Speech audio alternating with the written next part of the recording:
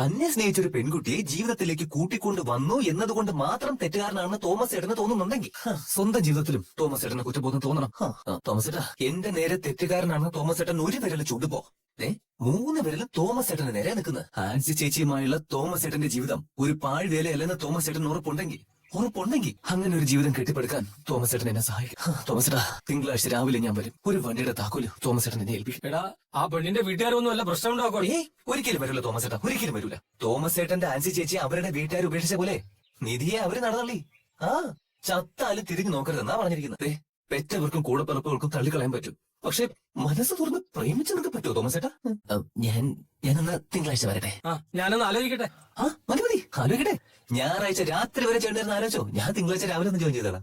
എടാ, ഞാൻ ആലോചിക്കട്ടെ എന്നാ പറഞ്ഞത്, ജോലി തരാമെന്നല്ല.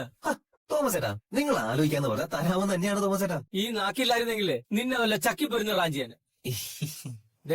ആ കുട്ടിയെ വിഷമിപ്പിച്ചു എന്നങ്ങനെ ഞാൻ അറിഞ്ഞ. വിഷമിപ്പിക്കൂ ഞാനോ?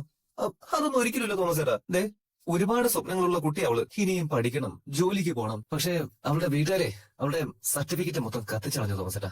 ഇനിയിപ്പോ അതെല്ലാം സംഘടിപ്പിക്കണം. അവൾക്കൊരു ജോലി കിട്ടണം, ഇനിയും പഠിക്കണം. ഈ വലിയ വലിയ ഉയരങ്ങളിലേക്ക് അവളെ കയറിപ്പോന്നതേ താഴെ നിന്ന് എനിക്ക് നോക്കി കാണണം. അന്നേരം അവളുടെ വീട്ടുകാർ പറയണം അവളെടുത്ത തീരുമാനമായിരുന്നു ശരിയെന്ന്. ഇതാണ് നിന്റെ ലക്ഷ്യമെങ്കിൽ തോമസ് ഏട്ടൻ കൂടെ ഉണ്ടാവും. എനിക്കറിയാം.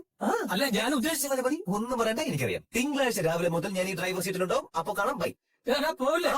Thank you. തിങ്കളാഴ്ച കാണാം. നികേഷേ, പറയട്ടെ, ഡിഗ്രി കഴിഞ്ഞാല് എന്താ നിന്റെ പ്ലാൻ? എന്ത് പ്ലാൻ? വല്ല പണി നോക്കണം. ബികോം കഴിഞ്ഞിട്ട് എന്ത് പണി കിട്ടാനാടാ? വല്ല കടയിലും കണക്കെഴുതായിരിക്കാം, അല്ലെങ്കിൽ ഏതെങ്കിലും അക്കൗണ്ടിന്റെ കൂടെ സഹായിപ്പോ. ഫോറിനിൽ പോയി എന്തോ ഒരു കോഴ്സ് ചെയ്യണമെന്നാണല്ലോ സുധീഷ് പറഞ്ഞത്. അത് ശരി. അപ്പൊ സുധീഷേട്ടൻ തള്ളി മറിച്ച കൂട്ടത്തില് എന്നെയും വിട്ടില്ലല്ലേ? ഏടത്തേക്ക് വട്ടുണ്ടോ? നമ്മുടെ വീടിന്റെ അന്തരീക്ഷം കണ്ടിട്ട് ഫോറിനിലൊക്കെ പോയി പഠിക്കാൻ പറ്റുമെന്ന് തോന്നുന്നുണ്ടോ? ഇത് തന്നെ സുഭാഷേട്ടനും ഹരീഷേട്ടനും തരുന്ന കാശ് കൊണ്ട് നടക്കണോ? സുധീഷ് ഒന്നും തരില്ലേ? നല്ല കാര്യായി. ഹരീഷ് ശരിക്കും എന്താ ചെയ്യുന്നത്? ഹരീഷേട്ടൻ എന്ത് ചെയ്യുന്ന പറഞ്ഞത്? എന്തോ പറഞ്ഞു, പക്ഷെ ഓർമ്മയില്ല. അത് പിന്നെ മേസ്ത്രീനെ ഒരു ആർക്കിടെക്റ്റും സർക്കാർ കോളേജിൽ ബികോം പഠിക്കുന്നവരെ കേംബ്രിഡ്ജ് യൂണിവേഴ്സിറ്റിയിലേക്കും അയച്ച സ്ഥിതിക്ക് ഹരീഷേട്ടൻ ഒരു വലിയ മെക്കാനിക്കൽ ഷോപ്പിന്റെ ഓണാക്കി കാണും അല്ലെ? ഇന്നെന്തായാലും നമുക്ക് ആ കള്ളം കൂടി പൊളിക്കാം. എഴുതി ഒരു 10 മിനിറ്റ് നടന്നാലേ ഹരീഷേട്ടന്റെ ജോലി സ്ഥലവും. വാ എഴുതി, ദേ ഇവിടെ വാ. ടിറ്റോ, ബ്രോ, ഏട്ടത്തി ഉണ്ടാ? നമസ്കാരം ഏട്ടത്തി. എടാ, ഹരീഷേട്ടനോടെ ടെസ്റ്റ് അടിക്കാൻ പോയതാണല്ലോ. എത്തിയല്ലേ? ഏട്ടത്തി, എടാ ഇതൊന്ന് നോക്കി, ഞാൻ നോക്കാം. ഒരു ചെയർ ഇട്ട് കൊടുക്കണം. ഇട്ട് കൊടുക്കാം ചേട്ടാ. ദാ നിൽക്കുന്ന ഏട്ടത്തി വലിയ മെക്കാനിക്കൽ ഷോപ്പിന് ഓണറായ ഞങ്ങളെ ഹരീഷേട്ടൻ. ഞങ്ങള് പറയാറേ വണ്ടി പണി നടത്തും. അല്ല, എന്താ ഇവിടെ? അല്ല, ഇരിക്കി. വേണ്ട, ഇതിലെ പോയപ്പോ വെറുതെ കയറിയതാ. അതല്ല ഹരീഷേട്ടാ, ചേട്ടൻ വലിയ മെക്കാനിക്കൽ സ്പാ പാർട്ട്ണർഷിപ്പിൽ നടത്തുകയാണ് സുധീഷേട്ടൻ തള്ളി വെച്ചിരിക്കുന്നത്. അപ്പൊ ഞാനത് നേരി കാണിക്കാൻ വന്നത്. പക്ഷെ ഒരു കാര്യമുണ്ട് കേട്ടാ, ഇതിന്റെ മുതലാളി ഇങ്ങോട്ട് വരുന്നത് കളക്ഷൻ വാങ്ങാൻ വേണ്ടി മാത്രം. തുറക്കുന്നത്, അടയ്ക്കുന്നത്, പണിയുന്നത് ഒക്കെ ഹരീഷേട്ടനാ. അതെ, ആ നിലയ്ക്ക് വർക്കിംഗ് പാർട്ണർ ആണെന്ന് തന്നെ പറയാം അല്ലേ?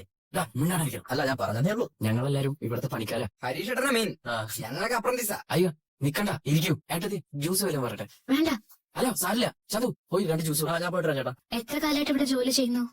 ഞാൻ +2 തോറ്റപ്പോ ഇങ്ങോട്ട് വന്നതാ. അന്ന് ഒരു പീറ്ററാശൻ ഉണ്ടായിരുന്നു, പുള്ളി കൂട്ടിക്കൊണ്ട് വന്നതാ. ഇപ്പൊ കുറെ വർഷമായി. പീറ്ററാശൻ മരിച്ചപ്പോ കടയുടെ ചുമതല എനിക്കായി. അന്ന് ഏത് കോളേജിലെ പഠിച്ചതെന്ന് ഏട്ടത്തി ചോദിച്ചില്ലേ? ഞാൻ കോളേജിലൊന്നും പോയിട്ടില്ലെന്ന് അന്നേ പറയാൻ വിചാരിച്ചതാ. പക്ഷെ സിറ്റുവേഷൻ ശരിയായില്ല. ഇതാടേ കുടിക്കൂ. എനിക്ക് വേണ്ടതല്ലോ. എടാ കുടിക്ക്, നല്ല വെയിലാ. ഇതാ കുടിച്ചോ? ഏട്ടത്തി കുടിക്കും. അല്ല, ഇയാള് ഇവിടെ ഇരിക്കായിരുന്നോ? പുറത്ത് എന്തൊരു ചൂടല്ലേ.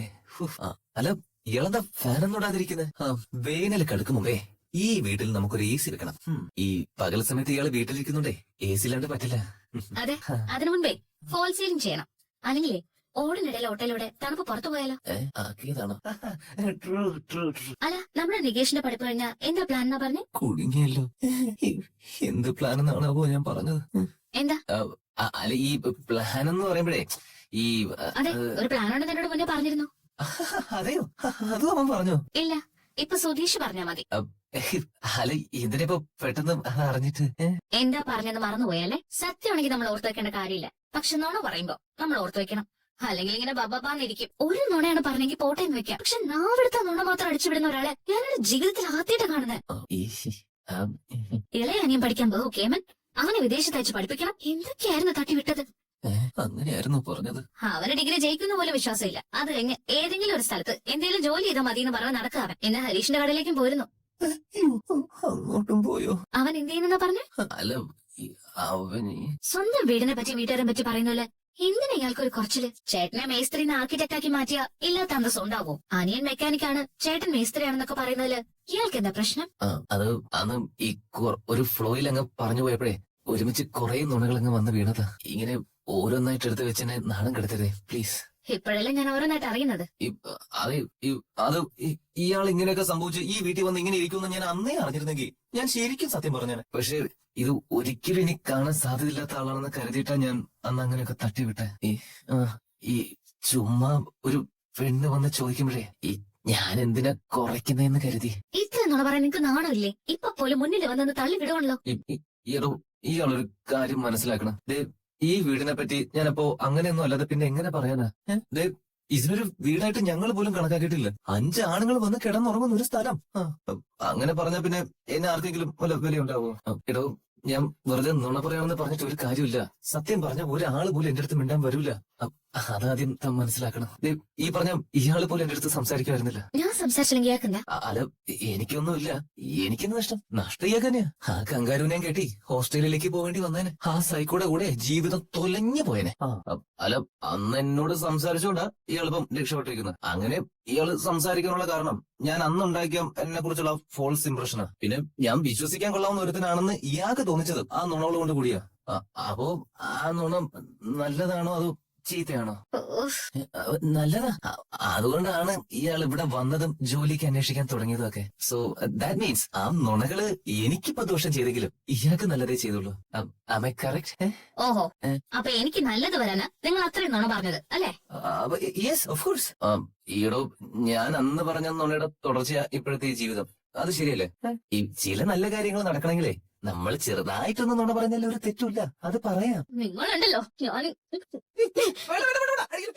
ഒരു മിനിറ്റ് വാ, ഒന്നിങ്ങ് വരാൻ. എന്താ വേണ്ടേ? അച്ഛൻ എന്ത് പറഞ്ഞാലും അനുസരിക്കുന്ന ഒരു കുട്ടിയെ പോലെ ആയിരുന്നല്ലോ ഇന്നലെ. സാധാരണ ദിവസങ്ങളിൽ അച്ഛനെ മൈൻഡ് പോലും ചെയ്യാത്ത ഇയാള് ഇന്നലെ അച്ഛൻ പറഞ്ഞപ്പോഴേക്കും കിടക്കാൻ മടക്കി വന്നല്ലോ. അത് ഈ അച്ഛൻ പറയുമ്പോ ഇടയ്ക്കൊക്കെ അനുസരിക്കുന്നതിൽ തെറ്റുണ്ടോ? അയ്യോ, വേറൊന്നും കൊണ്ടല്ല. ഇതേ ചോദ്യം നികേഷും ഹരീഷും എന്നോട് ചോദിക്കാറുണ്ടേ. നമ്മുടെ കാര്യം അവർക്കറിയില്ലല്ലോ. അവരുടെ മുന്നിൽ വെച്ച് അച്ഛൻ അങ്ങനെ പറഞ്ഞപ്പോ ഈ വേറെ വഴിയൊന്നും ഇല്ലാത്തോണ്ടോ ഞാൻ അകത്തേക്ക് വന്നേ. നിങ്ങളൊരു പേര് നുണയന, എനിക്ക് വിശ്വാസമില്ല. ഇതിപ്പോ എല്ലാ ദിവസവും രാവിലെ എഴുന്നേറ്റ് കഴിഞ്ഞാ ഞാൻ ആദ്യം സത്യസന്ധനാണെന്ന് തെളിയിച്ചിട്ടേ ജീവിക്കാൻ പറ്റൂന്നായോ? ഒരു പകലും രാത്രി ഇയാൾ എന്റെ കൂടെ തനിയായിരുന്നു. അത് ഓർക്കണ്ടല്ലോ. ഒരു നോട്ടം കൊണ്ട് പോലും ഞാൻ ഇയാളുടെ മോശമായിട്ട് പെരുമാറിയിട്ടുണ്ടോ? ഈ സുധീഷേ അന്തസ്സുള്ളവന്. പിന്നെ വീടിനെ പറ്റിയും വീട്ടുകാരെ പറ്റിയൊക്കെ ചെറുതായിട്ടൊന്ന് അടിച്ചു വിട്ടൂന്ന് കരുതി എന്റെ ക്യാരക്ടർ മുഴുവൻ മോശമാണെന്ന് വരുത്തി തീർക്കുന്ന ഈ പരിപാടി ഉണ്ടല്ലോ, അത് വളരെ മോശമായി പോയി നിധി. വളരെ മോശമായി പോയി. സ്വന്തം കുടുംബത്തെ പറ്റി കള്ളം പറയുന്നവന് എന്ത് ക്യാരക്ടർ ഉണ്ടെന്നാ? ക്യാരക്ടർ ഉണ്ട്. ഒരു പെണ്ണിനെ അവൾ നേരിടാൻ പോകുന്ന ആപത്തിൽ നിന്ന് രക്ഷപ്പെടുത്തി സുരക്ഷിതമായിട്ട് വീട്ടിൽ കൊണ്ടുവന്നാക്കിയില്ലേ, അത് തന്നെയാ എന്റെ ക്യാരക്ടർ. ഈ പഴപ്പിലും ജോലിയിലൊന്നും അല്ല ക്യാരക്ടർ ഇരിക്കുന്നത്. ക്യാരക്ടർ ഇരിക്കുന്നത് ഇങ്ങനെയുള്ള കാര്യങ്ങളാ. നിങ്ങളുടെ നാക്കുകൊണ്ടേ പാവം സുഭാഷ് ഏട്ടനെ അനിയന്മാരെയും പറ്റിക്കാൻ പറ്റിയേക്കും, പക്ഷെ എന്നെ പറ്റില്ല. ജോലിയുടെ കാര്യത്തിൽ നിങ്ങളോട് കള്ളം പറഞ്ഞു. അതുപോലെ വേറെ എന്തെങ്കിലും കാര്യത്തിൽ നിങ്ങൾ ഇത് ആവർത്തിച്ച ഈ നിധി ആരാണ് നിങ്ങൾ അറിയും. പറഞ്ഞില്ലെന്ന് വേണ്ട. കല്യാണ പ്രായത്തിൽ പെണ്ണുങ്ങൾ ചൂടുന്ന കന്മത പൂക്കന്നം പൂണ്ടു ആൺകിണി. കല്യാണ പ്രായത്തിൽ പെണ്ണുങ്ങൾ ചൂടും കണ്ണത പൂക്കന്നം പൂണ്ടു. അല്ലേ വേണ്ട, അവിടെ മാറിക്കടാ. ഇവിടെ മാറടാ. ഇവിടെ വാസ്തു പോരാ. വാസ്തു പോരെ? എന്തോ നീ മാറിയേ. എന്തോ നോക്കുന്ന നീ ഇങ്ങോട്ട് മാറിയ. എന്താ ചെയ്യാൻ പോണേ? വെയിറ്റ് ആൻഡ് സീ മകൻ. നീ ഇവിടെ മാറാ. ഇണിച്ച് മാറടാ. ഭവാൻ ആ ഇരിപ്പിടത്തിൽ ഉറപ്പിച്ചിരിക്കുന്ന പരിശുദ്ധ പ്രശ്നം ഒന്നെടുത്ത് മാറ്റി തന്നാലും അടിയനൊരു അല്പം പണിയുണ്ടായിരുന്നു. എന്ത് പണി? ശരിക്കും പറഞ്ഞ അയ്യോ സോംപേരി. അല്ലെങ്കിൽ തന്നെ വീട് പൊളിഞ്ഞിരിക്കുക. ഇനി ആണി ഓടിക്കണം. തുടർന്ന് എന്താടാ നോക്കുന്നേ? കലക്കല്ലേ? അപ്പോ അച്ഛനത് ചെയ്തല്ലേ? Yes, I am a responsible father. നോക്കോളെ എങ്ങനെയുണ്ട്? അച്ഛൻ എന്ത് പണിയെ കാണിച്ച്? നോക്ക് ഈ പണിയാണോ? ഈ ഫോട്ടോ ആൽബം ഒന്നും വേണ്ടത് ഞാൻ ആ ഫോട്ടോഗ്രാഫറോട് പറഞ്ഞിരുന്നാണല്ലോ. വേണമെന്ന് ഞാൻ അവരോട് പറഞ്ഞു. അതാണ് ഈ ഇരിക്കുന്നത്. ഓ, എന്താ ആൽബം വേണ്ടെന്ന് പറഞ്ഞത്? അത് ഒന്നുമല്ല, വെറുതെ ചെലവ് വേണ്ടെന്ന് കരുതി. എന്നാ പിന്നെ ഫോട്ടോഗ്രാഫറെ വിളിക്കാണ്ടിരുന്നാ പോരാ? ഇതിന്റെ കാശ് ഞാൻ കൊടുത്തു. ഇനിയും ഞാൻ പറഞ്ഞിട്ടുണ്ട് വേറെ കുറെ വരും. ഫോട്ടോ എന്തായാലും കലക്കി. അല്ലേ ചേട്ടാ, നമ്മുടെ അച്ഛനത് ചെയ്യുന്നേ ഞാൻ വിചാരിച്ചില്ല. ചെയ്തതാണോ ചെയ്യിപ്പിച്ചതാണോന്ന് ആർക്കറിയാം. இந்த ഫോട്ടോയിൽ നിന്റെ ചേട്ടനെ പാരടാ രാജാമാതിരി. കൊള്ളാം. അപ്പൊ ഞാൻ ചെറിയ ചിങ്ങരാജായിരിക്കില്ലേ? അല്ല ഗ്യാപ്പ്. താങ്ക്സ്. ഞാൻ പേടിച്ച പോലെ കാര്യങ്ങൾ മുന്നോട്ട് പോകുന്ന സുഭാഷ് ഏട്ടാ. ഇനി ഇവിടെ തുടർന്നാൽ എല്ലാരും ചതിക്കുന്ന പോലെ ആവും. ഇങ്ങനൊന്നും സംഭവിക്കാതിരിക്കാനാ ഞാൻ പോവാന്ന് പറഞ്ഞ്. ആ ഫോട്ടോയ്ക്ക് എന്താ കുഴപ്പം? അതിന് കുഴപ്പമൊന്നും ഞാൻ പറഞ്ഞില്ലല്ലോ. പിന്നെന്താ അതവിടെ തൂക്കിയപ്പോ സുഭാഷിന്റെ മേലാണ്ട് ടെൻഷനായത്? ടെൻഷനോ? ഞാൻ ടെൻഷനൊന്നും ആയില്ലല്ലോ. അത് എന്തിനാന്ന് ചോദിച്ചോ? സുധീഷേട്ടന്റെ കല്യാണം കഴിഞ്ഞല്ലേ? ആ ഫോട്ടോ ചുമരിൽ തൂക്കിയ എന്താ തെറ്റ്? തെറ്റുണ്ടായിട്ടൊന്നുമല്ല, വെറുതെ അതെന്തിനാണെന്ന് ചോദിച്ചെന്ന് മാത്രം. അതെങ്ങനെ വെറുതെ ആവുന്നത്? അങ്ങേറ്റം കൂടി വീട്, അങ്ങേറ്റം കൂടി ഫോട്ടോ, അത് ചുമരിൽ തൂക്കണത് എങ്ങനെ സുഭാഷേട്ടാ അനാവശ്യ കാര്യമാണത്? അല്ല, അതിലെന്താ സുഭാഷേട്ടന്റെ പ്രശ്നം? ആ ഫോട്ടോഗ്രാഫറോട് ആൽബം ഒന്നും വേണ്ടെന്ന് സുഭാഷേട്ട പറഞ്ഞു എന്ന് പറഞ്ഞു. എന്തിന്? സുഭാഷേട്ടൻ മുൻകൈ എടുത്ത് നടത്തിയ കല്യാണല്ലേ അത്? എത്ര കാശ് ചെലവായി? എന്നിട്ട് ഇപ്പൊ ആൽബം മാത്രം സുഭാഷേട്ടൻ അനാവശ്യ ചെലവായോ? അതിപ്പോ ആൽബം സൂക്ഷിക്കുന്നൊക്കെ കുറഞ്ഞില്ലേ, എല്ലാം പെൻഡ്രൈവിൽ സൂക്ഷിച്ചു വെക്കുകയല്ലേ പതിവ്, അതുകൊണ്ട് പറഞ്ഞതേ ഉള്ളൂ. എനിക്ക് മനസ്സിലാവണില്ല സുഭാഷേട്ടൻ എന്ത് മാറ്റം ഉണ്ടായെന്ന്. സുഭാഷേട്ടന്റെ കല്യാണം കഴിയുന്നവരെ സുധീഷേട്ടൻ ഒന്നും പാടില്ല എന്നുള്ള ആറ്റിറ്റ്യൂഡ് എത്ര ക്രൂര. സുഭാഷേട്ടനൊക്കെ ഞങ്ങളുടെ മനസ്സിൽ എന്ത് വലിയ സ്ഥാനമാണെന്നറിയോ? ഒരു ഫോട്ടോ തൂക്കുന്നതിന് പോലും സുഭാഷേട്ടൻ ഇങ്ങനെയൊക്കെ പെരുമാറണമെങ്കിൽ നാളെ ഈ വീട്ടിൽ എന്തൊക്കെ കാണാനിരിക്കുന്നു? വൈകിട്ട് ടിവിയിൽ കാണുന്ന സീരിയലിൽ പോലും ഇങ്ങനെ ഒരു മനുഷ്യനുണ്ടാവില്ല. ഇത് ശരിയല്ല സുഭാഷേട്ടാ, ഒരിക്കലും ഇതൊന്നും ഞങ്ങൾ പ്രതീക്ഷിച്ചതല്ല.